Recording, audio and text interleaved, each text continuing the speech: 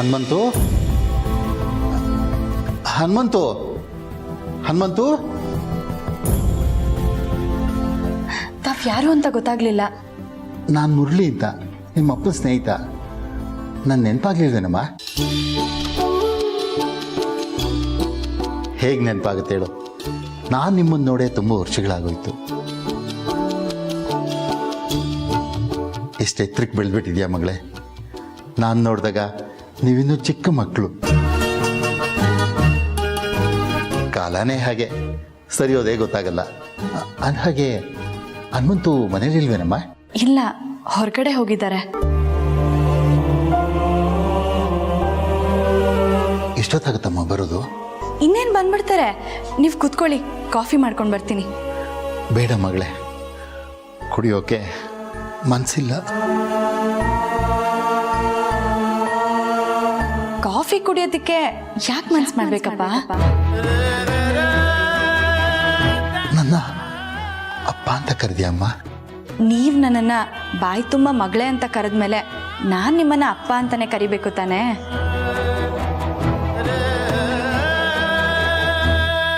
ಹನುಮಂತು ಏನು ಸಂಸ್ಕಾರ ಕಲಿಸಿದ್ದಾನೆ. ನಿನ್ನನ್ನು ನೋಡ್ತಾ ಇದ್ರೆ ನನ್ನ ಮಗಳೇ ಏನೋ ಭಾವನೆ ಬರ್ತಾ ಇದೆ. ಹಾಗೆ ಅನ್ಕೊಳ್ಳಿ. ಆಯ್ತು ಮಗಳೇ.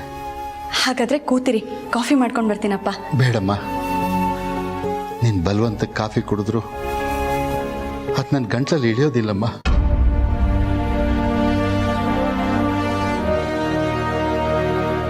ಯಾಕಪ್ಪ ಒಂಥರ ಇದ್ದೀರಾ? ಸೋತು ಹೋಗ್ತಾ ಇದ್ದೀರಿ ಅನ್ನಿಸ್ತಾ ಇದೆ ಮಗಳೇ. ಹನುಮಂತು ಥರ ನಾನು ಏನೇನೋ ಕನಸುಗಳನ್ನ ಕಟ್ಕೊಂಡು ಈ ಊರಿಗೆ ಬಂದೆ.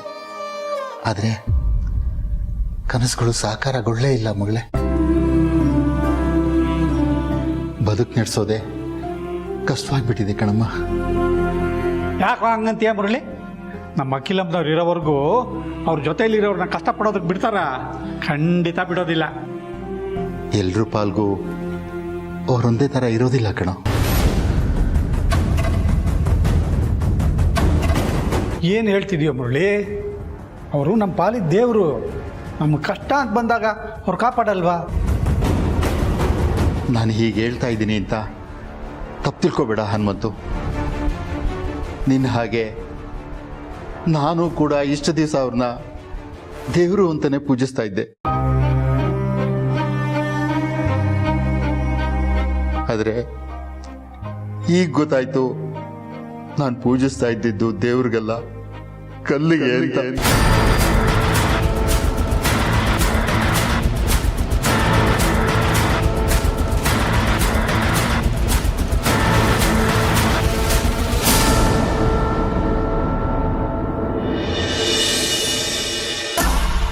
Just do as I say. Madam, ನೀವು ಯಾರನ್ನೇ ಕೆಲಸದಿಂದ ತೆಗೆಯೋದಕ್ಕೂ ಮುಂಚೆ ಒಂದ್ಸಲ ಅಖಿಲ ಮೇಡಮ್ ಜೊತೆ ಡಿಸ್ಕಸ್ ಮಾಡೋದು ಒಳ್ಳೇದು ಅನ್ಸುತ್ತೆ. ಈ ಅಧಿಕಾರ ನನಗೆ ಅತ್ತೆನೇ ಕೊಟ್ಟಿರೋದು. ಮತ್ತೆ ಅವ್ರನ್ನ ಕೇಳೋ ಅವಶ್ಯಕತೆ ನನಗಿಲ್ಲ. ಅಂಡರ್ಸ್ಟ್ಯಾಂಡ್? ಸರಿ ಮೇಡಮ್. ಹಾಗೆ ಈ ವಿಷಯ ನಮ್ಮಿಬ್ಬರಲ್ಲೇ ಇರಲಿ. ಸರಿ ಮೇಡಮ್. ಗುಡ್.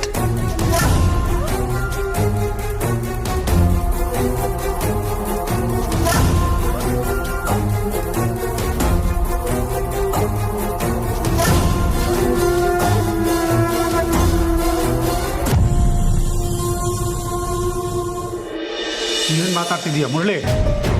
ಅಖಿಲಮ್ಮನವ್ರು ಎಲ್ಲರೂ ದೇವರು ಅಂತ ಭಾವಿಸ್ತಾ ಇರಬೇಕಾದ್ರೆ ನಿನ್ನ ಬಾಯಿಂದ ಇಂಥ ಮಾತು ಬರ್ತಿದೆ. ಏನು ಕಷ್ಟ ಕೊಟ್ಟಿದ್ದಾರೆ ಅವ್ರು ನಿನಗೆ? ನಿನಗೆ ಗೊತ್ತಲ್ಲ ಹನುಮಂತು, ವಯಸ್ಸಿಗೆ ಬಂದು ಮಗಳ ಮದುವೆ ಮಾಡೋದು ಎಷ್ಟು ಕಷ್ಟ ಅಂತ. ಜೀವನ ಪೂರ್ತಿ ಕಷ್ಟಪಟ್ಟು ದುಡ್ದಿದ್ದನ್ನೆಲ್ಲ ಖರ್ಚು ಮಾಡಿ ಮಗಳ ಮದುವೆ ಮಾಡಿದೆ. ಜೊತೆಗೆ ಸಾಲನೂ ಮಾಡಿಕೊಂಡೆ. ಬರೋ ಸಂಬಳ ಇಲ್ಲ, ಮನೆ ಖರ್ಚಿಗೆ ಬಾಡಿಗೆಗೆ ಸಾಕಾಗೋಲ್ಲ. ತಗೊಂಡಿರೋ ಸಾಲಕ್ಕೆ ಬಡ್ಡಿ ಕಟ್ಟಬೇಕಲ್ಲ. ಒಂದು ದಿವಸ ತಡ ಆದರೂ ಬಾಯಿಗೆ ಬಂದಾಗೆ ಅನ್ನಿಸ್ಕೋಬೇಕು. ಈಗಿನ ಸಂದರ್ಭದಲ್ಲಿ ದುಡ್ಡು ಎಲ್ಲಿ ಹುಟ್ಟುತ್ತೇಳು? ಮಗಳನ್ನ ಕೇಳಿ ಅಳಿಯಂದ್ರು ತುಂಬ ಚೆನ್ನಾಗಿದ್ದಾರಲ್ಲ, ಅನುಕೂಲವಾಗಿದ್ದಾರಲ್ಲ ಅಂತ ಹೆಂಡತಿ ಹೇಳ್ತಾಳೆ. ಆದರೆ ಮದುವೆ ಮಾಡಿಕೊಟ್ಟಿರೋ ಮಗಳನ್ನ ಸ್ವಾಭಿಮಾನ ಬಿಟ್ಟು ನನಗೆ ದುಡ್ಡು ಬೇಕು ಕೊಡಮ್ಮ ಅಂತ ಹೇಗೆ ಕೇಳಿ ಹನುಮಂತು?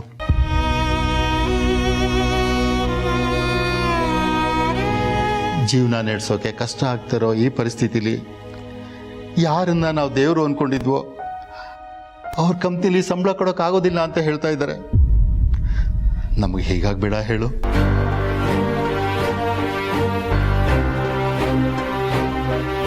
ಕೇಳಿದ್ದಕ್ಕೆ ಈ ತಿಂಗಳು ಸರಿಯಾಗಿ ಕೆಲಸನೇ ಮಾಡಿಲ್ಲ, ಸಂಬಳ ಹೇಗೆ ಕೊಡೋದು ಅಂತ ಅಂದರು. ಒಂದು ದಿವಸ ಕೆಲಸ ಮಾಡಿದ್ರು ಕೆಲಸನೇ, ಒಂದು ತಿಂಗಳು ಕೆಲಸ ಮಾಡಿದ್ರು ಕೆಲಸನೇ ಅಲ್ವಾ ಹನುಮಂತು? ಸಾಲದಕ್ಕೆ ನಾಳೆ ಏನೋ ಹೊಸ ವಿಷಯ ಬೇರೆ ಹೇಳ್ತೀನಿ ಅಂತ ಹೇಳಿದ್ದಾರೆ. ಇನ್ನು ಅದೇನು ಕಾದಿದೆಯೋ ಏನೋ.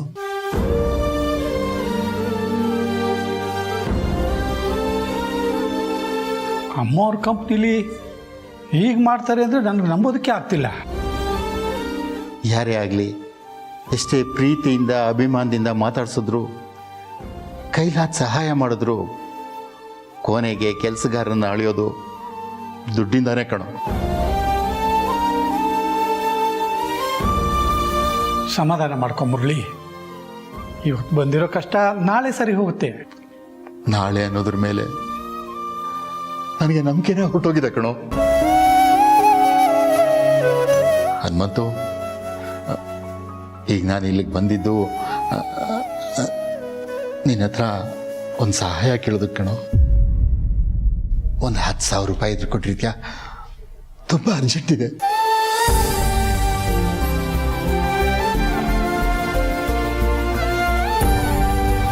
ಅಯ್ಯೋ ದೇವ್ರೆ, ಇದು ಬಂದು ದುಡ್ಡೆಲ್ಲ ಈಗ ತಾನೇ ಮಗಳ ಹೆಸರಿನಲ್ಲಿ ಠೇವಣಿ ಇಟ್ಟು ಬಂದೆ ಕಣೋ. ಅವಳು ಮದುವೆಗೋಸ್ಕರ ಮನೇಲಿ ಕೈ ಖರ್ಚಿಗೆ ಬಿಟ್ಟರೆ ಬೇರೆ ದುಡ್ಡಿಲ್ಲ. ಹೋಗಲಿ ಬಿಡ, ಬೇರೆ ಯಾರನ್ನಾರು ಕೇಳಿ ನೋಡ್ತೀನಿ. ನಾನು ಬರ್ತೀನಮ್ಮ. ಒಂದು ನಿಮಿಷ ಅಪ್ಪ, ಇಲ್ಲೇ ಇರಿ, ಬರ್ತೀನಿ.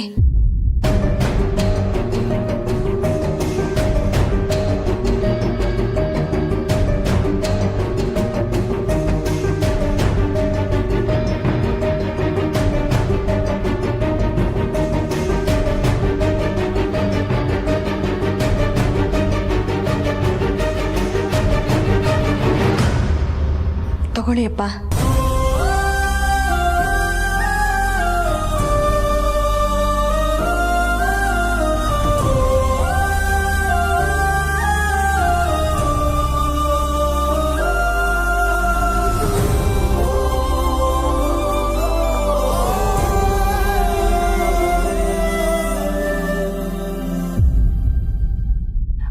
ಅಕ್ಕ, ಈ ಬಳೆನ ನಿನ್ ಮದ್ವೆಗೆ ಮಾಡ್ಸಿರೋದಲ್ವಾ?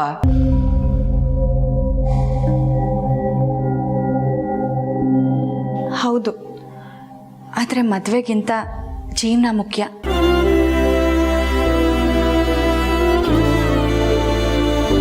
ತಗೊಳ್ಳಿ ಅಪ್ಪ.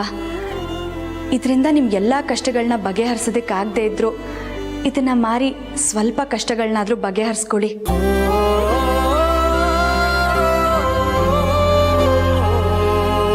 ಬೇಡ ಮಗಳೇ, ನಿನ್ನ ಮದುವೆಗೆ ಅಂತ ಮಾಡಿಸಿರೋ ಬಳೆನ ನಾನು ತಗೊಳ್ಳೋದು ಸರಿಯಲ್ಲ.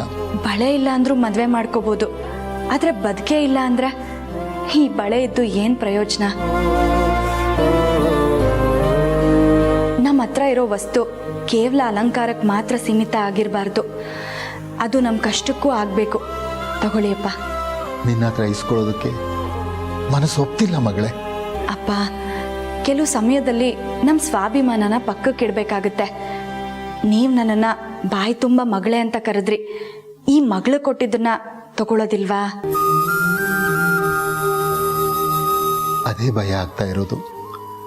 ಮಗಳ ಹತ್ರ ಇಸ್ಕೊಂಡಿದ್ದನ್ನ ವಾಪಸ್ ಕೊಡೋಕ್ಕಾಗುತ್ತೋ ಇಲ್ವೋ? ಹೇಗೆ ಭರವಸೆ ಕೊಡಲಿ? ಇದರಿಂದ ನಿಮಗೆ ಒಳ್ಳೇದಾದ್ರೆ ಸಾಕು. ನೀವು ಚೆನ್ನಾಗಿದ್ರೆ ಈ ಥರ 10 ಒಡವೆಗಳನ್ನ ಮಾಡಿಸ್ಬೋದು. ಬೇಡ ಅನ್ಬೇಡಿಯಪ್ಪ, ತಗೊಳ್ಳಿ. ತಗೊಳ್ಳೋ. ನನ್ನ ಮಗಳು ಅನ್ನಪೂರ್ಣೆ ಇದ್ದಂಗೆ ಬೇಡ ಅನ್ಬಾರ್ದು. ಇಸ್ಕೋ.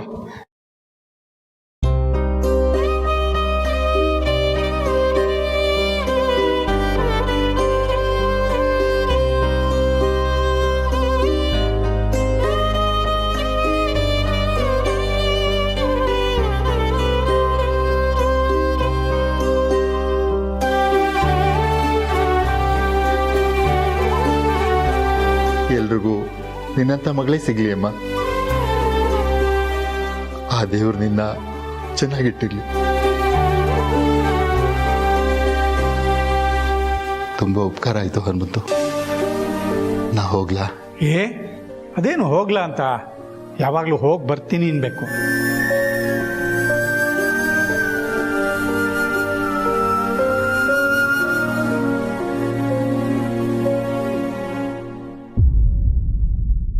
ತುಂಬ ಒಳ್ಳೆ ಕೆಲಸ ಮಾಡಿದೆ ಮಗಳೇ.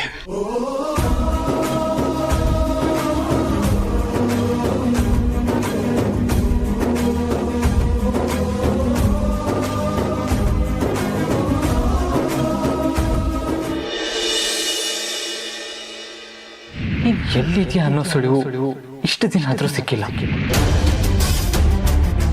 ನೀನು ಎಲ್ಲೇ ಇರೋ, ಹೇಗೆ ಇರೋ, ಯಾರೇ ಆಗಿರೋ, ನನ್ನ ಮನಸ್ಸಲ್ಲಿರೋದು ನೀನು ಮಾತ್ರ. ಪಾಪ ಆದಿತ್ಯ ಸರ್ ಇನ್ನೂ ಮನಸ್ಸಿನಲ್ಲಿ ಆ ಕಣ್ಣಿನ ಬಗ್ಗೆನೇ ಯೋಚನೆ ಮಾಡ್ತಾ ಇದ್ದಾರೆ. ಎಂಥ ದುರಂತ ಅವ್ರದ್ದು. ತಾನು ಪ್ರೀತಿಸಿರೋ ಹುಡುಗಿ ತನ್ನ ಕಣ್ಮುಂದೆನೇ ಓಡಾಡ್ತಾ ಇದ್ರು ಕಂಡಿಡಿಯೋಕ್ಕಾಗದೇ ಇರೋ ಪರಿಸ್ಥಿತಿ. ಛೇ, ಇಂಥ ಪರಿಸ್ಥಿತಿ ಯಾವ ಪ್ರೇಮಿಗೂ ಬರಬಾರ್ದು. ಇಲ್ಲ, ಇನ್ನೂ ಲೇಟ್ ಮಾಡೋದು ಬೇಡ. ಈ ವಿಷಯನ ಈಗಲೇ ಅವ್ರಿಗೆ ಫೋನ್ ಮಾಡಿ ಹೇಳ್ತೀನಿ.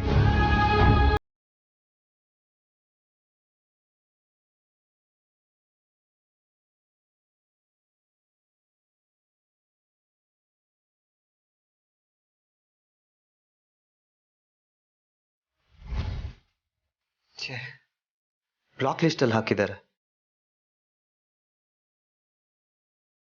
ಏನ್ ಮಾಡ್ಬೋದು? ಇನ್ಯಾವ ದಾರಿ ಇದೆ ನನಗೆ?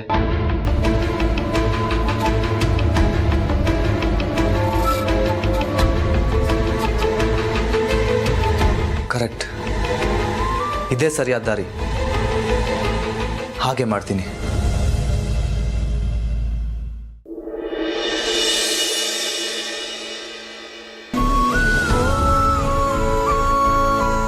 ನಿನ್ನ ಹಾಗೆ ನಾನು ಕೂಡ ಇಷ್ಟು ದಿವಸ ಅವ್ರನ್ನ ದೇವರು ಅಂತಾನೆ ಪೂಜಿಸ್ತಾ ಇದ್ದೆ. ಈಗ ಗೊತ್ತಾಯ್ತು, ನಾನು ಪೂಜಿಸ್ತಾ ಇದ್ದಿದ್ದು ದೇವ್ರಿಗೆಲ್ಲ, ಕಲ್ಲಿಗೆ ಅಂತ.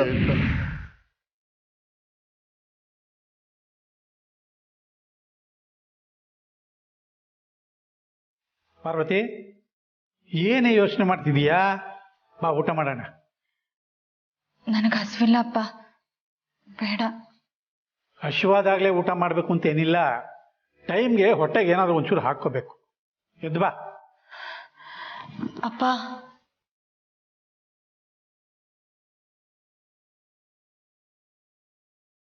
ಏನಮ್ಮ? ಅದು ಅಖಿಲಮ್ಮ ಯಾಕೆ ಅವ್ರಿಗೆ ಸಂಬಳ ಕೊಟ್ಟಿಲ್ಲ? ಅವ್ರು ಯಾವತ್ತೂ ಯಾರಿಗೂ ಆ ರೀತಿ ಮಾಡ್ದವ್ರಲ್ಲ. ಆದರೆ ಇವತ್ತು ಬಂದಿದ್ರಲ್ಲ ನಿನ್ನ ಸ್ನೇಹಿತರು, ಪಾಪ ಅವ್ರನ್ನ ನೆನೆಸ್ಕೊಂಡ್ರೆ ನಂಗೆ ತುಂಬ ಬೇಜಾರಾಗುತ್ತಪ್ಪ. ಅಂಥವ್ರಿಗೆ ಅರ್ಸನ್ ಕೋಟೆಯಿಂದ ತೊಂದರೆ ಆಗ್ತಿದೆ ಅಂದರೆ ನನಗೆ ನಂಬಕ್ಕೆ ಆಗ್ತಾ ಇಲ್ಲ ಅಪ್ಪ. ಮಗಳೇ, ಇದೆಲ್ಲ ದೊಡ್ಡವ್ರ ವ್ಯವಹಾರ. ನಮ್ಮಂಥ ಚಿಕ್ಕವ್ರು ಏನು ಗೊತ್ತಾಗುತ್ತೆ ಹೇಳು? ಅಖಿಲಮ್ಮನವ್ರಿಗಿಂತ ನಾವು ಬುದ್ಧಿವಂತರ. ಏನು ಮಾಡಬೇಕು, ಏನು ಮಾಡಬಾರ್ದು ಅಂತ ಅವ್ರಿಗೆ ಚೆನ್ನಾಗಿ ಗೊತ್ತಿರುತ್ತೆ. ಹೋಗಿ ಹೋಗಿ ನೀನು ಆ ವಿಷಯದ ಬಗ್ಗೆ ಯೋಚನೆ ಮಾಡ್ತಿದೀಯಲ್ಲ. ಎದ್ದು ಬಾ, ಊಟ ಮಾಡೋಣ.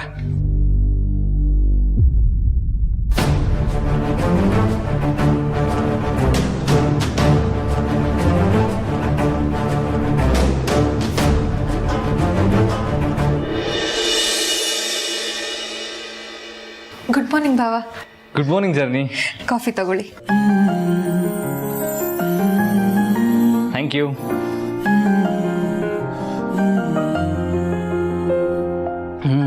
Nice coffee. ನೀನೇ ಮಾಡಿದ್ದಾ? ಹಾ ಭಾವ. Very good. ಈ ವಿಷಯ ನಮ್ಮಿಬ್ಬರಲ್ಲೇ ಇರಲಿ.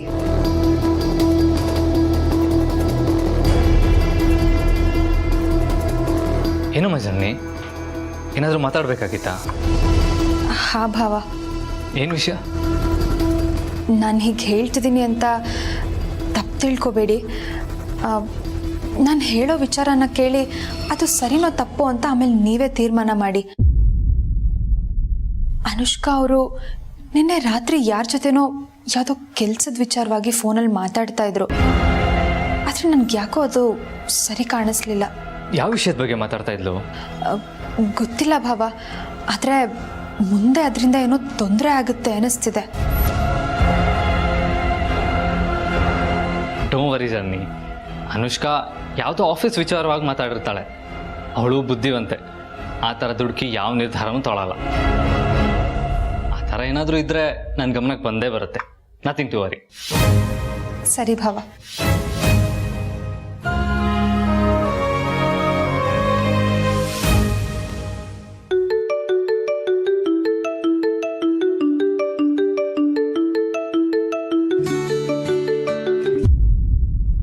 ಹಲೋ, ಏನೋ ಏನು ಹೇಳ್ತಾ ಇದ್ದೀರಾ? ಯಾವಾಗ? ಸರಿ. ಏನಾಯ್ತಪ್ಪ? ಅಪ್ಪ ಏನಾಯ್ತು? ನಿನ್ನೆ ಬಂದಿದ್ರಲ್ಲ ನನ್ನ ಗೆಳೆಯ ಮುರಳಿ, ಅವನನ್ನು ಅಮ್ಮ ಅವ್ರ ಕಂಪ್ನಿಯಿಂದ ಕೆಲಸದಿಂದ ತೆಗೆದುಬಿಟ್ರಂತೆ.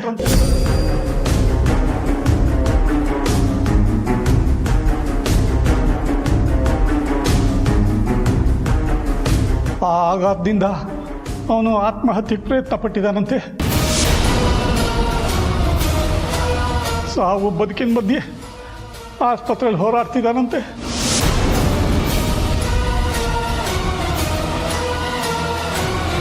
ನಾನು ಆಸ್ಪತ್ರೆಗೆ ಹೋಗಿ ಏನಾಗಿದೆಯೋ ನೋಡ್ಕೊಂಬರ್ತೀನಿ.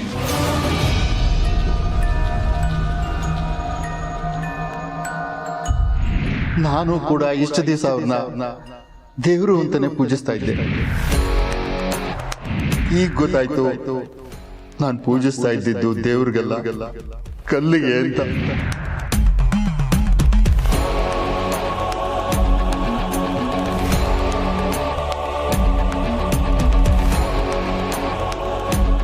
ಅಕ್ಕ ನೀನೆಲ್ಲ ಹೋಗ್ತಿದ್ಯಾ? ನ್ಯಾಯ ಕೇಳೋಕೆ.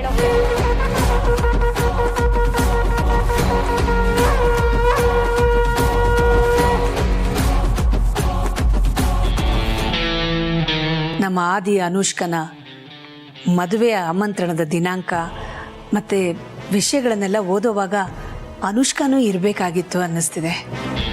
ಅನುಷ್ಕಾ ಎಲ್ಗೆ ಹೋಗಿದ್ದಾಳೆ ಅದಕ್ಕೆ? ಏನೋ ಪರ್ಸನಲ್ ಕೆಲಸದ ಮೇಲೆ ಹೋಗಿದ್ದಾಳೆ. ಬರೋದು ಲೇಟ್ ಆಗುತ್ತೆ ಅಂತ ಫೋನ್ ಮಾಡಿದ್ಲು.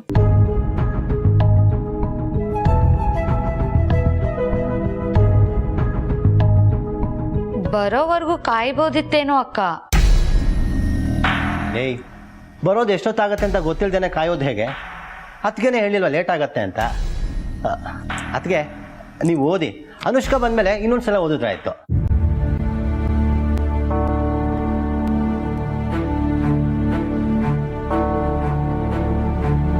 ಸರಿ, ಹಾಗಿದ್ರೆ ಓದ್ತೀನಿ.